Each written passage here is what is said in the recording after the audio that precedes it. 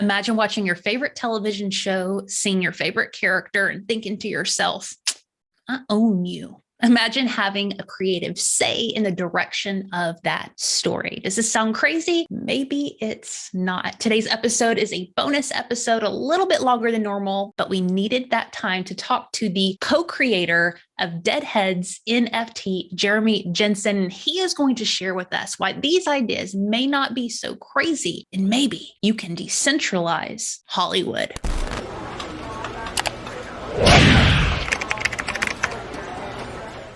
What's up, family? We got Jeremy Jenson here with us today, and I'm so freaking excited because we're kind of like merging two things that I'm really pumped about in life in general is, first of all, creativity, media, storytelling. Oh, y'all know I love that. And then mixing that with NFTs and how those two interact. DeadHeads is spearheading a game-changing way that we look at media and Netflix and Amazon and streaming services and the way that we entertain ourselves. NFTs have a big part to play in this. And Jeremy, it's an honor to have you on, my friend. Thanks so much for taking time out of your day to join us. Thank you for taking time out of your day to have me. That is awesome for us. I want to start off with your background. At first pursued filmmaking as your career. Tell us a little bit about that and how you transitioned into what NFTs. Thanks, Heather. Yeah, when I was younger, film was kind of my focus. I went to student film festivals growing up, and I was obsessed with the format of entertainment in general. I then went to university for media, information, and technoculture, at which point I was realizing that there was like interesting things about the world and the way we consume what we consume and why we consume it. And I was just generally just diving in, but not specifically making films at that point in university. I had to pick. So when confronted with film school or sort of more generalist media, I went the media path so that I had more opportunities afterwards. But then I realized once I graduated, film was my passion. So I went back into film, but I did it on the ground level. Instead of making student films, which was kind of like an organic, creative sort of experience, I was working on film sets, ones like Supergirl and The Flash, and these are TV sets, but you get the point. They're large productions, right? And some films. And I was just moving equipment at the beginning, and I worked my way up to being assistant camera. But overall, everything I did was labor intensive, and everyone around me didn't care for anything to do with the production. In fact, most people don't even know the script.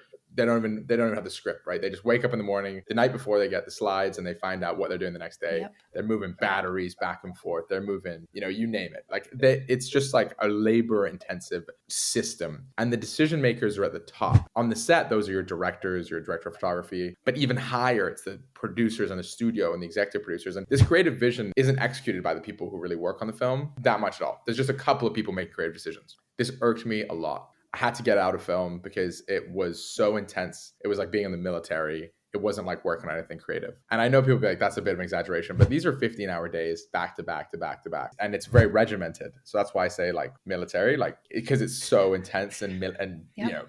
Rigorous. Yep. But once I left, I started working in marketing, and I did that, to a great degree, and eventually left and started just on my own consulting with certain companies. And over the years, I got into crypto and NFTs. When they started to launch in January of 2021, one of my friends randomly wanted to start an e-commerce business with artificial intelligence art. So my film background was intense, and I transitioned away from that into NFTs pretty organically. This is non-standard, but I don't really care. So Heather and I were talking earlier about some of your takeaways from the film industry and how you kind of looked at everyone as just kind of pieces of the puzzle, but with no real understanding of the big picture and the vision of what was going on. And it seems like you didn't like the trajectory. Well, if I do this, what's the next evolution of what I'm going to do? Well, Heather and I were talking, and she was telling me that she has an agent because she does acting things. And I'm like, okay, I didn't know you had an agent. And then she's like, there's a certain order that they tell me things are going to have to go. And she's not thrilled about that. So I want to know, between both you guys, what is it that you're just so dissatisfied with that you're going to I'm going to carve my own path? Because I see so many parallels in that and kind of the disruptive nature of being I'm going to fucking do this however I want. Yeah, Heather, you go first. You tweeted out a few days ago, how's Marvel going to keep going with all their artists now now making NFTs. And I made a note of that because it's interesting to think about pursuing the creative path.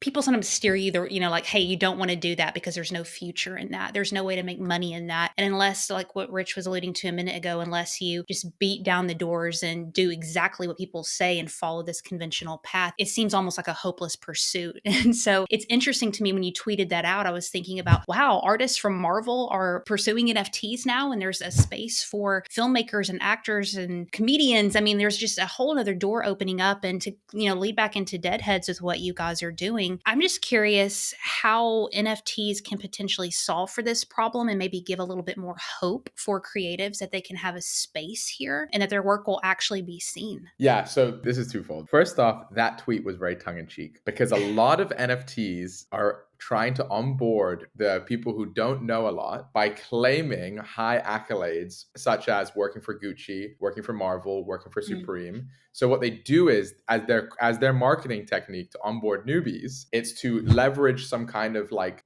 work experience that they were a minor part of. So Marvel has over the years hired tens of thousands of artists that do, and they're all cogs in a wheel because they're doing minor roles. But when they come out and release Primate Planet, they onboard you leveraging this experience that they may or may not have, but typically they might, but it's just for a month of their life as a contractor. And that's to onboard you into their project, to believe in them. So every project that has come out that's 3D art has said they're Marvel artists and used similar wording, and they're released by the same people. So my statement was actually very tongue-in-cheek because I think they were playing into something we trusted and enjoyed as entertainment, and then selling you that previous like obvious Marvel worked, so therefore this will work, to try and like lure you in, but then they released a new one every day. And I found that really unethical of them. So that was the one reason I tweeted it. The other reason I tweeted it is because it actually is interesting, because any artist right now is like unattainable. So like the best artists will, thanks to NFTs, unironically, not for the reasons I just stated, they will actually carve NFT paths because it's so much more lucrative, like you're saying, for a true creative to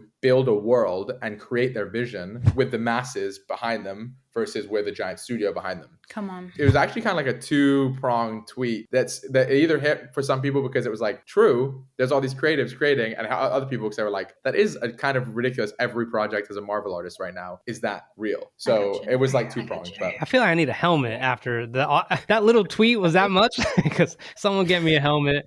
Like, that's kind of ridiculous. I don't know how to tweet. Let me hit on something real quick. So I've listened to a bunch of the podcasts, and you say, and actually, let me give a little bit of background on DeadHeads real quick. So the DeadHeads NFT project came out in June. All kinds of characters, zombies, kind of like the mummies. Like, you don't need to know about the characters as much as you need to know what's behind it, which is the ability to have your own IP, which is dovetailing exactly of what we were just talking about, which is some of these artists hypothetically could walk away from their big film productions and start something on their own. You're trying to say with the narrative piece, especially, that like this is not going to be a static digital asset that you have, that there is a continuation that you can actually help thrust forward with our help by staking, et cetera, et cetera. But what was it that I know this is your vision, but when you think about people who are NFT holders, did you have anyone in the community saying, hey, I want this to be my IP? Because if you didn't have people jumping up and down and saying that's what they wanted, then how did you have the inclination to go forward with it? Yeah. So to anyone listening, a giant thesis of mine is that narrative is the most critical piece of longevity. So the reason Top Shot will maybe doesn't moon forever, but will sustain for the duration of time is because all it requires is the NBA itself to function, for a player to dunk, for a game to happen, for a trade to take place. All these events are part of a narrative that will continue on that NFT model. That continuity over time and that longevity is all thanks to the narrative of the NBA. So we thought in order for our project, whatever we built next, have longevity, it needed a narrative. And we thought, what is a great way to build a narrative is to tell a story, because stories can go on, and they can rebirth and they can live. And then after we launched, we got a lot of pressure from the community in terms of decentralizing the IP. So we thought, how could this model best work? And that would be like a hybrid of like Bored Apes, where it's not like you own the IP entirely, because you do. It's you get the opportunity to give it back to us. So we have something called a casting pool, where you own your IP. This is how we phrase it. You own your soul. Go buy your deadhead, put it on your mantelpiece. Get your cruel, morbid deadhead in your life, right? then if you want it in our series and being part of the story, you cast it. That's through a mechanism called staking. And for those who aren't familiar, it basically means you lock it in a new smart contract for a duration of time. During that time, we pay you out in show token, which at the moment is worthless, to be honest. It's only used to function in the DeadHeads universe and buy DeadHeads assets. But once your DeadHead is in the casting pool, not only during that show token, it could appear in the series, which then unequivocally will give it value depending on its popularity. Because the more popular the character, hopefully over time, the more lucrative that character becomes through multiple mechanisms. Follow up before I kick it to Heather. If I stake my Deadheads, you say I have the opportunity for them to show up in his series. What if I do stake and I'm like, Jeremy, dude, I'm staking for 24 months, bro. Like, where's my dude? I want to see Rich be the fucking king shit in that series. Like, what do you say to people who haven't seen their people or their Deadheads? There's no guarantee if it's in the casting pool will be casted. Like any casting process, not all characters are perfect for certain roles. And we prefer to make sure we have the writers and the producers and the directors happy with who they're casting in terms of like the way they impact the show. That said, you still earn show token. So everyone who's not staking their Deadhead will never earn any show token. And that will be used to mint pieces of the episode themselves as we go. So right now we have a green room. So if there's a couch or a light or something that you like in the episode, they often come up in the green room so you can mint them. And that will be with our ecosystem token show. So in essence, yes, you may never be casted, but you gain value by just putting it in the casting pool itself over time. I love your thesis that narrative is the key to longevity. And I was thinking about, as a creative, like protecting the story and really creating something that you're proud of, that you stand behind. And I'm conflicted because I understand how cool it is to involve other people in the creative process, but also too protecting that narrative. How are you guys forming the story? Like logistically, how is that happening? How many writers do you have? How did you pick those writers? And how are you involving the community while still protecting that narrative? Great question. Yeah, and that question is so good. I think for the first 6 months, we were trying to interweave all those aspects. We were saying, if you're in Deadheads, you're in it for the show. Now, I think our next 6 months, we predicated on saying, if you're in Deadheads, you own your soul and you can do with it what you'd like. Be it create a comic like Sal, that one of our community members, Bennett, has like the IP on that he's trademarked, and he's going off and working with incredible writers to build an entire narrative around Sal. That's cool. That's totally Deadheads' model. Yeah. Build what you want out of this ecosystem. We also have a show that we are building around the narrative of Deadheads that you can cast into. So you can either give your Deadhead to us, or you can build off it yourself, or you can just do nothing and put it on your mantelpiece and enjoy that morbid soul. But previously it was all about our show. Now it's all about we have our show and you can potentially all have your own. So I want to hit on one thing I heard, which was, well, first off, like Heather and I were joking because we're like, June, like you guys launched in June, like that feels like 2 years ago. Like it hasn't even been a year. And I love the story of you getting in touch with the COO and CEO of OpenSea, who, at the time, and like how incredibly difficult that would be nowadays. But like, can you talk about some of the effort it takes to be like, I'm just going to make this call. I'm going to say, here's where we're at and let's do this. And then you end up on the homepage. Like, how does that happen? Because I love that type of initiative, to make what you want happen. Yeah, I think that's a bit of an entrepreneur's journey is you have to like take leaps of faith and you have to 100%. have a lot of belief. And also part of entrepreneur's journey is focusing on your vision against the grain and like trying to double down on something that's like unique to what you believe in. For those who are new to the NFT community, these PFPs are not all NFTs have ever been. These are birthed out of Bored Ape Yacht Club success, which is birthed out of CryptoPunk success. For a while, it was just CryptoPunks. There's a few people using them as PFPs and everyone was like, damn, those are really cool. And everyone else was making art, separately inventing games, casinos, in Decentraland, metaverse applications. It was all NFTs represented so much, right? Then while that was happening, Nifty Gateway was like seen as the one because it's where all the big artists went. It's where your Kaigos went and your et cetera, et cetera. They all went to Nifty Gateway. That was like the pinnacle. Punks did live auctions on Nifty Gateway, whatever. So I was looking at the volumes and I was noticing OpenSea was doing more monthly active users because my job is to kind of like be a tech guy. I look at all this stuff. I was like, OpenSea is actually growing at a way faster rate than everyone else. Why is that? So then I went into OpenSea and I was like, we need to launch with these guys. Like, these are going to be the guys. And so then my business partner was like, I don't know, man. Only if we don't get on Nifty Gateway. And I was like, no, like they're actually already becoming bigger. Like next month, they'll be like bigger. Like, so anyways, we did that. We jumped on an email and we emailed them every single day and they were like really receptive. And yeah, we got lucky, I guess, in a way, because they liked us and we got along and we launched on their homepage. Love it. Tell us how you are collaborating with other NFT projects and hoping to bring more and more into the Deadhead universe. Yeah, thanks, Heather. Yeah, if there's another NFT project, we are able to cast them into our episodes. And long term, we look at Deadheads being like a layer of utility on top of other NFTs. So currently, the way it works with the NFT is you just hold it, and there's often not much you can do. But at Deadheads, I think we have the ability to give your Bored Ape, instead of holding it, you could stake it, you could earn show, and then you could potentially have it in our series. So we think there's a long-term play for us to kind of become like an entertainment layer upon which NFTs can have utility beyond ours. And we show that in our series by representing the NFT community. In our latest episode 5, which came out yesterday, I don't know when this podcast airs, but we have toddler pillars in the Deadheads world and they look perfect. I mean, they won a contest to be in Deadheads episode. And when you see the toddler pillar there as a barber, you're like, this is a perfect fit. You tweeted, or it was in the Discord, I believe. It said, feature film, Hollywood, baby, we're going mainstream. And I'm like, these dudes are 5 episodes in on YouTube with the finale coming up here. I understand what's happening with, as it's supposed to go forward, but what are we looking at here? Like, what's going on behind the scenes? Like, how much traction is happening that is not completely visible to the public?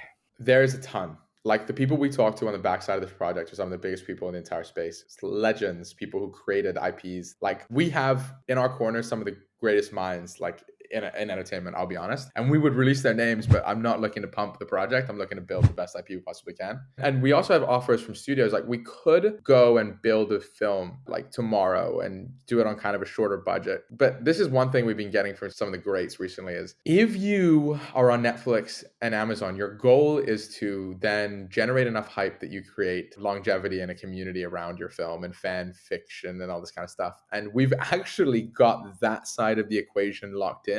So the release on Netflix and Amazon as our Northern Star is both extremely ambitious and also extremely doable. But how many things go through Netflix and Amazon and don't actually get seen? Right. Sure. For us to get there, we could do it soon and it would kind of like get everyone excited. But our best bet is actually to really delay that process and dial in on what our story truly is. Mm-hmm. So that when we do go to the Netflix and Amazons, we're onboarding new people and we're getting the increased sort of uptick in demand that we otherwise wouldn't get from a YouTube or a Twitter or what have you. But we don't want to do that without first knowing that the story that Deadheads is built upon is like gonna make it, Yeah. We wanted to touch on just the community aspect of it. A lot of people enter into this space, because they see it as an investment opportunity to do a flip. In fact, I was just in Discord a minute ago and somebody's like, what's your best flip technique? And, what are some tips there? And I think, there's nothing wrong with that mindset. I think we're missing a big opportunity for the long game. And I know that's what you guys are really promoting within your community. You'd rather people not buy in if they're flipping. You want to create a community that actually cares about the media that you're producing. I think you guys done a really good job on it. I don't know who this dude was who tattooed a Deadhead on his body on Twitter, but anything that you could speak to as far as like the community that you guys are wanting to build and the techniques that y'all are using to build it. Yeah, the macro environment of NFTs right now is gonna bring in speculators because listening to this podcast likely saw an article about a 14-year-old that made $100,000 on a picture of a whale. That is just like the reality is a lot of people are onboarded for the monetary opportunity in the short term that is few and far between and virtually impossible to find.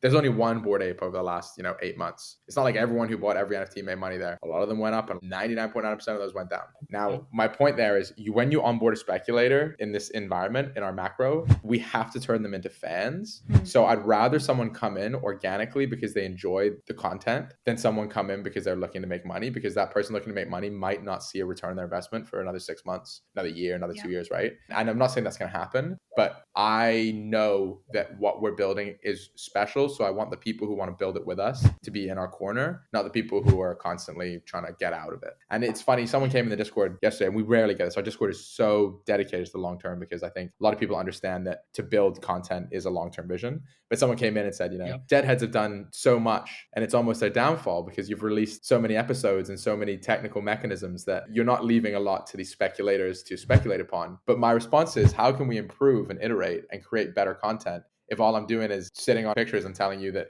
time now wants to release them in the future? Like if everything's predicated on what happens with some big company in the long-term future that doesn't exist now, how are you getting better? How can we find our story, our narrative, and build for our fans if we're not building every single day, right? Yeah. I have a follow-up to that, and then I'll pass it to Rich. And I hope I articulate this the right way. It was a really interesting thought that you presented on another interview that you did. And you had mentioned something along the lines of, if you're coming into the NFT space in order to engage with the NFT community, everybody tells you got to be on Twitter, you got to be on Discord, you got to consume the content and be engaged with the community in these very narrow ways. And the interesting thing about what you guys are creating with media is exactly what you just said. You can be a holder and engage with the community and enjoy being a part of it outside of some of these traditional places like Discord and Twitter, because you can consume it on YouTube, and you have shorts coming up and so forth. Can you elaborate on that thought right there? Because I think that just expands our mindset around NFTs in general. These podcasts are so funny because you naturally have gone through a lot of content that I've said and found the most important critical parts that your audience should hear. Let's go right there. Let's go. If I said less and you guys said more, I actually think the end user would be more informed. They're truly the most important bites of what I've said in the past. And the thing is, I just am so passionate that I touched upon so many individual aspects of this ecosystem. But the one that you just touched upon and then you kind of elaborated in a better way is the average person onboarding in NFTs is like, that's a picture. And then they find out there's a Discord and they're like, okay, so you all interact online in a Discord. Like that doesn't appeal to me because my day-to-day life doesn't have the application Discord in it. And typically it doesn't have Twitter in it either. My incorporation in this community doesn't exist because I do not participate on the mediums in which it is predicated. DeadHeads, if executed to the best of our ability, will reach millions of people in places that they are already enjoying themselves and giving access in a way that isn't rubbing shoulders in Discord with a picture, but owning a character of content they enjoy. So whether it's us who execute this model perfectly or a future IP, the model is pretty strong in that your day-to-day life has the TV, it has TikTok, it has YouTube, it has all these things in it. So if you're consuming entertainment, you're participating, versus if you're in a Discord with other projects, is your only medium of like participation. When I was listening to some of the shows and some of the interviews we've had before, we just interviewed World of Women recently, and they said something, and you said something very similar in one of your interviews. And let me just put it to you this way. We've noticed that artists who potentially could come up with a lucrative project don't necessarily have the business acumen to support something long term. And when we were talking to World of Women, they said, we are a business. We are a brand. And then in one of yours, you're like, we are a startup. And I think it's really important for listeners who have aspirations of coming up with a project that there is a business backend that needs to be very much intact, especially if you have success. Obviously, there needs to be community. Obviously, there needs to be content. But we're talking about you guys taking the mint from the Skull Troopers, and that's going into full production for all the costs related to keeping the show going and maybe hiring the best writers and actors or whatever it may be. But can you talk about how important it is for people to realize that? And you don't position yourself like this, by the way, but you're not an NFT project. You are a multimedia company who's focusing on IP and narrative. Can you talk about the importance of business? Yeah, we're an entertainment brand that allows people to own characters. You can buy Soul, or you can, in that character, you can incorporate in the series or not. But we're just like an entertainment brand at this point, more than we are NFTs. NFTs is the technology in which we're built upon. In short, for anyone listening to this who's new to NFTs and who's in NFTs, there's a clear distinction. Some projects are for the art, and some projects are actual projects. And it's okay for artists to make art, but it has to be from the onset. You have to understand that that is an artist who isn't looking to give you utility for the rest of your life, let alone the next day. They built art and they want you to buy the art because they like the art. Then there's projects that are like brands. Now, in a traditional sense, that would be like Hello Kitty, Pokemon, things like this. The artist of Hello Kitty, you don't know the name of because the business is built, its entire infrastructure around the cat. That's what NFT projects are more like. They're more like Hello Kitties. The art is important, but the brand in which surrounds it and encompasses it is kind of like the critical aspect. And it's not a cakewalk to own a brand because it's not like you just have the art. You have to hire, like we have like 20 employees. And it's actually growing. And like we have an entire production arm and we have an entire like NFT organization arm. Like it's not free. Like this Skull Troopers mint like is getting soaked into this entirely. And even then, like our runway is going to be on the, I don't know. I couldn't even predict. But the point is you're reinvesting en masse to see your vision come true versus being like, here's the art. It's way different. It's a way different model. Can you share? I thought it was just interesting how you guys found your script writers and animators and so forth. Yeah, originally it was from the community, and now we have abilities for the community to incorporate, but we find the most qualified professional individuals who believe in the company. People don't work at Tesla because it's like that lucrative. They could work at Amazon or Apple. They work at Tesla because they think they're changing the world. They come home at night and they're like, we are like removing gas. Like we're removing like all these systems. Like we are innovating, right? When people who come at DeadHeads to feel that way about animation and creativity, to feel like we're kind of giving the studio model back to the fans themselves as they build out an IP. It's no longer a couple of people making all these creative decisions. It's a whole community. All the fans, they're not just making fan art. They own that art. They can distribute that art, can sell that art. They don't just like own a toy. They own the character. Yeah. Like we just made a partnership where we can sell physical toys. ISM Toys? Yeah, ISM Toys. If you go through the portal and want to buy Damien, the person who owns Damien makes money. Damn, Like, I didn't even think about that. I forgot about that. Yeah. you asked how we found our writers and stuff, but I'm just giving a more in-depth thing that like it's kind of like ground up. Like we allow people to come from the community, but we realize that to reach where we want to go, we need to hire the greatest professionals in their roles. Like the person who does the Simpsons previs did episode 5s. That's the storyboarding. They draw how it's supposed to look. Yeah. Speaking of episode 5, how did you guys get Meta World Peace? And for those of you who don't know, his former NBA player was Ron Artest. He was involved in the brawl over at the Palace in Detroit, then went to the Lakers, had some issues. But Meta World Peace is very, very well-known basketball player, former NBA player. How did that even happen? Meta World Peace is connected to one of our producers, and that producer kind of ran by him the idea of what we're building, and he wanted to get involved, and we wanted to have him involved. So we got him into the community, and we got him a little role, and God, did he ever kill it. I mean, he's probably one of the best voice actors that we 100%. He's incredible. Yes. So for those listening who were thinking like, okay, is this the community, the space for me? I mean, coming into it just subjectively, I think of it as, okay, if I'm a creative, if I'm interested in film and storytelling, etc., like it's really cool to align with people who are making waves in this space in that direction. Just also too from a learning perspective, because seeing what you guys are doing is like really messing with my brain about the path that I need to go to deliver the story that I personally want to tell. That's me speaking from me, but who are you guys looking to onboard into your community? Who do you think is like the ideal person? I know obviously people who just genuinely love the story, but also too, I think there's a big learning opportunity here for those who are going the conventional path of filmmaking and storytelling, etc. Essentially creators. So like if you're a good voice talent, or you'd be a fantastic asset, but not everyone needs to be an asset. Like someone who wants to get in the community who is an asset is fantastic. Someone who wants to just hold a DeadHead because they like the look of it is also fantastic. At the end of the day, that's why we have the casting pool. It's to sort of say that you can get into this ecosystem and own a character and be part of these limited run of characters. You don't have to put it through our narrative engine. You can have your own narrative engine, or you can just let it sit. So I'd say ideally for us, it would be great to have holders who had talents that they can contribute.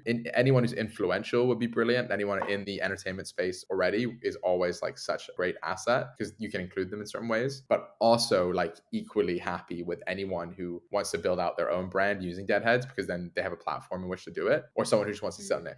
I think that's the thing that messes with my mind is the building out of the brand. Like I guess I've been taught like that violates something, and actually thinking you have the rights to something. I hear you saying that, but I haven't really wrapped my mind around it yet. That's crazy.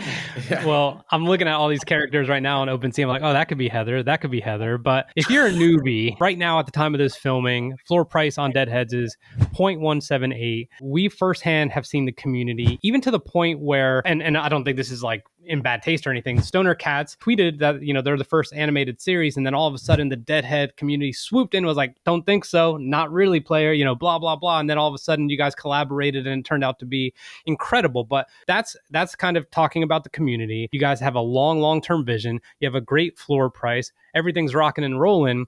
But I do want to address one thing, and I love this of what I've heard. You are not disenfranchised by the fact that the floor price is affordable versus a lot of the people who may have been in your Discord and being like, dude, why are we not at 1 ETH yet? Why do you believe so strongly that it's okay when a lot of people would be, kind of sweating bullets being like, I just made all this investment. Why is it not blowing up? Well, it's fine because I believe and I'm enjoying the process, and we're all enjoying the process. And I think projects that are predicated on just going up, you have to mint, and then their entire budget goes into marketing. And then it's like, see you later. Like you either made out or you jumped in at the wrong time. You're a newbie and you see the marketing and you buy in. Well, there's no more budget. Those guys are gone. You're out. Like You know what I mean? Like the mint guys made money and then everyone who came in after lost because they just marketed it and then disappeared. Like this model that is NFTs at the moment, and most of them that newbies kind of get onboarded with, is so toxic. And so to have a low floor price for us is like kind of nice. It's like, here's an entry point that is relative to other projects that you could get in on at any point. Here's a history and here's a plan. And if you want to get in on with us, you know that at least we're doing everything we can for the plan that you got in on. And it's not like you're getting into some rogue speculative roller coaster that probably going nowhere. It's like, here is something that you can understand, get into, and enjoy being part of if you want to. And so I'm really happy to have a low floor price for that reason. I mean, it's not like costing someone, their car to join DeadHeads. They can enjoy the episodes and they can become part of they become part of the community. I love it. Speaking of community, I have a random question from the community that I'll end with. Is there anything else that you had, Rich? I was already convinced about this project, but this is like a whole different level. Just really, really doing some homework, reading the Discords. I'm so impressed because you could just kind of feel. What's that? I said, we stalked Jeremy. We listened to hours of, but I mean, you could just it's amazing. Look, like, let me just put this way, and I don't give a shit if I'm like pumping it up. Like, you can see, and it's very tangible to like feel the runway, how long it is. I cannot say that for a lot of the projects, even with some of the big collaborations of some of the NFTs I own. Like, it's still kind of like, okay, yeah, like, you collaborated with this, and what does that actually mean? This is very, very different. So like, hats off all the way. I'm obviously a proud DeadHeads owner, but I think you guys are onto something big, and just kind of listening to how you approach things, it just makes it seem like you're manifesting like every single day. And you could even see in the evolution of the episodes already how things are getting folded in that upon your promises. So I'll leave it at that, Heather. I had to make that comment because this research really opened my eyes even wider, and I'm just super pumped about this. Well, all the links will be in the show notes so you guys can connect with this in community, see what they're up to, watch this series. But Jeremy, is there anything that you're excited about that you want to promote before this amazing question that you will not believe came up from a listener? I just got to say that real quick to hype it up a little bit. But anything you want to promote, Jeremy? Thank you all for listening and giving me a platform in which to like put out my passion and my vision. You never know how these things end up, but you can do better and pivot and work and like fight for what you believe in and create something that never existed before, is something that every DeadHeads holder is doing together at this point. And it's a hell of a journey, and I'm just loving the process. Preach. Go ahead, Heather. Okay. I promise you, those of you listening, those of you watching, I'm not BSing you. There is a random question deck that listeners send in questions to put at the end of the show. And I swear this was the next one. I'm not making this up. Okay. This comes from Sam Norris on Twitter at the OPN NFT. Or OP NFT, sorry. He asks if you could bring one person back from the grave and have one night with them, who would it be and why? How perfect is that? That's the kind of question. Seriously. I love like that idea of bringing dead things back and that interaction of life and death and like using animation and comedy in this black way. Like, this is really something we want to dial in on and start to tell correctly. If there's one person I could bring back and spend one night with them, I think Winston Churchill would have some insane stories. Good answer. Yeah. Good answer. Yeah. Well, that's it, y'all. Big thank you to Jeremy for coming on today's episode. Make sure that you connect with them. The links are all up in the show notes, and we'll see y'all next time.